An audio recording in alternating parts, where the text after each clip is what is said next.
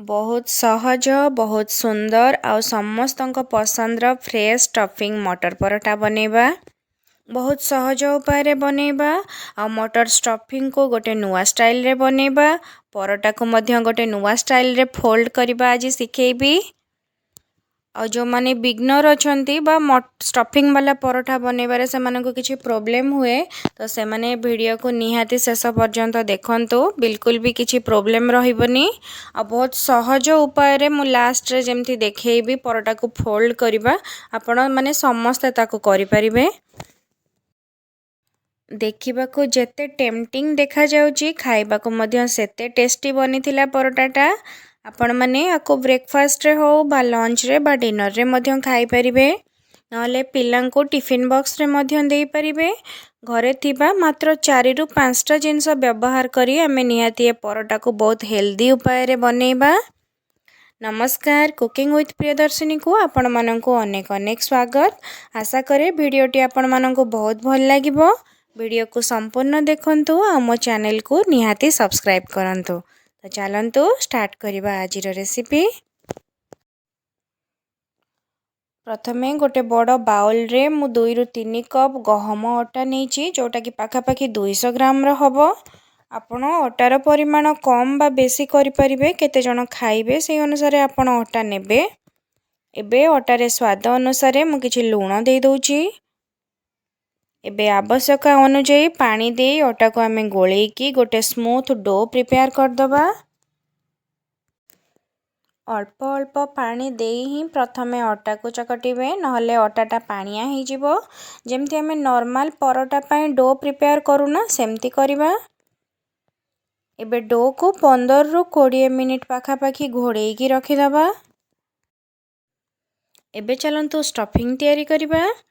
सेतिपाई मु एटी किछि ग्रीन मटर नेछि। मु एटी फ्रेश ग्रीन मटर रो व्यवहार करछि जेहेतु मार्केट रे एटा एबे इजीली अवेलेबल अछि। जदि आपनक पाखरे नथिबो ताले आपण फ्रोजन मटर मध्य व्यवहार करि परिबे। एबे गोटे पैन गरम करी मु सेतिरे गोटे स्पून पाखापाखि तेल दे देछि। आपण चाहिले तेल जगार घियर मध्य व्यवहार करि परिबे।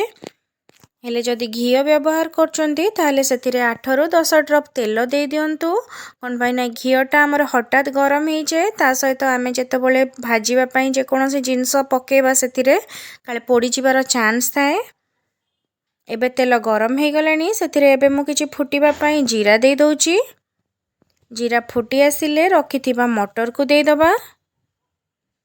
ता सहित आवश्यक अनुसार लूण हळदी गुंड दे दोची।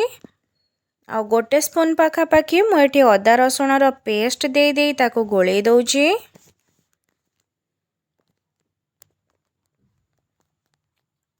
एबे गोटे रु 2 मिनिट पई ताको कुक होबा पई छाडी दबा। 2 मिनिट परे देखंतु मटर हमर सिझी गलानी। एबे सेथिरे गोटे स्पून पाखापाखि मु धनिया गुंड दे दोची। आ ता सहित गोटे स्पून पाखापाखि चाट मसला दे दोची। चाट मसला दबा द्वारा टेस्टा टिके चटपटा आसीबो। एबे ताको आउ 2 रु 3 मिनिट कुक होबा पई छाडी दबा। एबे हमर स्टफिंग रेडी हे गला। एबे ताको ठंडा करिबा पई गोटे प्लेट को काढी दबा। ठंडा हैला परे मटर को गोटे ग्राइंडिंग जार रे देई तार गोटे पेस्ट तैयारी कर दबा। मने रखंतु ग्राइंडिंग कला बेले सेतिरे जमा पानी देबेनी। सेमिति ही तार पेस्ट तैयारी करिवे। पानी देले आमे जेतेबेले परोटा को शेप देई बेली बाना सेतेबेले ताको ठीक से बेली हबनी। आ परोटाटा खोली जीवो मध्य बेली देले जेतु पानी थिबो सेति पई परोटाटा खोली भी जीवो। जेहेतु मटर हमर पूरा ड्राई अच्छी आपण सेमिति ही तार गोटे ड्राई पेस्ट बा पेस्टा टिके दरदरा पेस्ट हबो चलिबो किछि प्रॉब्लम हबनी। ताको प्रिपेयर कर दियंतु। एबे ग्राइंडिंग हे सारला परे ताको गोटे प्लेट को काढी दबा। एबे चलंतु नेक्स्ट प्रोसेस को जिबा। आमे जो डो बनै की रखी थिले अटार ताको एबे नै की सेथिरे छोटो छोटो गुळा बनै दबा। जेमती गोटे परोटा बनेबा पई जेति की साइज रो गुळा दरकार सेमती बनै दबा जेतरा बनिबो। मुझे आपको दुई प्रकार परोटा बनैकी देखिए। तेबे चलतु फास्ट परोटा तैयारी करबा। प्रथमे गोटे अटा गुला को नहीं जिबा जेमती आमे पिठा तैयारी करूना सेहीपरि भाबरे अटा गुला को गोटे कटोरी रो शेप दे दबा। एबे ता भितरे मटर स्टफिंग को देई ताको बंद कर दबा जेमती आपण माने वीडियो रे देखुचंती। एई प्रोसेस रे बहुत लोग परोटा बनांती और बहुत भल भी बने। एबे सेथिरे किछि अटा गुंड देई ताको बेलिबा। ए प्रोसेस रे परोटाटा पूरा रुटी परिका गोल शेप रे बने। जो माननको ए प्रोसेस रे बनेबा कष्ट हुए से माननको पई चलंतु आ गोटे सिंपल प्रोसेस रे तैयारी करिबा। आ गोटे अटा गोला नहीं जेमती रुटी बेला हुए सेमती फास्ट गोटे रुटी बेली दबा चलंतु। एबे रुटी उपरे किछि तेल लगेई दबा। जदि आपण घियर व्यवहार करथिबे ताहले एई टाइम रे एठी घियो मध्य लगेई परिबे। एबे गोटे छुरी रो सहाय्य रे रुटी रो सेंटर पाखरु तळको गोटे कट लगेई दियंतु जेमती वीडियो रे देखुचंती ना सेही परी।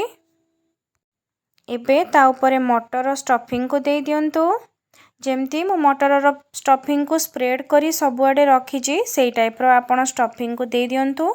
आपण चाहिले एटी स्टफिंग को बेसी बा कम मध्य करि परिबे। एबे ताको गोटे पटु फोल्ड करी करी चलंतु देखंतु पूरा ट्रायंगल शेप रो बनी जिवो जेमती वीडियो रे देखुचंती ना सेही परी बनांतु। एबे ट्रायंगल शेप हे गला परे एबे तार चारि कोड गुडा जो गुडा को टिके टिके खोला अछि तार लोअर पार्ट गुडा से गुडा को हल्का हाथ रे टिके प्रेस कर दियंतु जहा द्वारा आमे बेलिला बेले कोन हबना स्टफिंग टा ओ बाहर को बाहरी आसीबनी। एबे ता ऊपर सुखिला अटा देकी जेमती आमे परोटा बेलू सेमती ट्रायंगल शेप रे चलंतु बेली दबा। देखंतु पूरा सहज उपाय रे आपण आकु बनेई परिबे। एपरि भाबरे जेते परोटा अछि सब परोटा को बेली दियंतु। एबे चलंतु गोटे तावा गरम करी परोटा को दे दबा। मने रखंतु फ्लेम को पूरा लो टू मीडियम रे ही रखिबे जहा द्वारा परोटाटा पूरा क्रिस्पी बनिबो। एबे परोटार दुई पट को मु एपट सेपट सेकी सारला परे सेथिरे तेल लगेई देबी। आपण चाहिले घियर मध्य व्यवहार करि परिबे। एपरि भाबरे सब परोटा को सेकी दबा।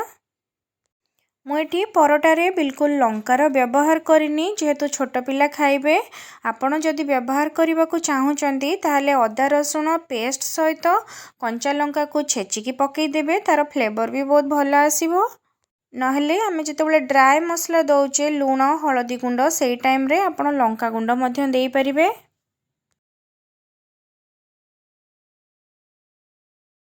एहीपरि भावे जेते परोटा आपण बनैछंती ताकू सबु सेकी दियंतु। आपण याकू दही हो चटनी हो नहले टमाटो केचप बा जेकोनोसी तरकारी सहित मध्य खाई परिबे। सेमती खाली मध्य खाइबा पई ये बहुत टेस्टी हेइथाए। आकु थरे निहाती ट्राए करंतु। जदि भल लागिला ताहले वीडियो को शेयर करिवे। रहुची पुणी कथा बा गोटे नुआ वीडियो रे। नमस्कार, जय जगन्नाथ।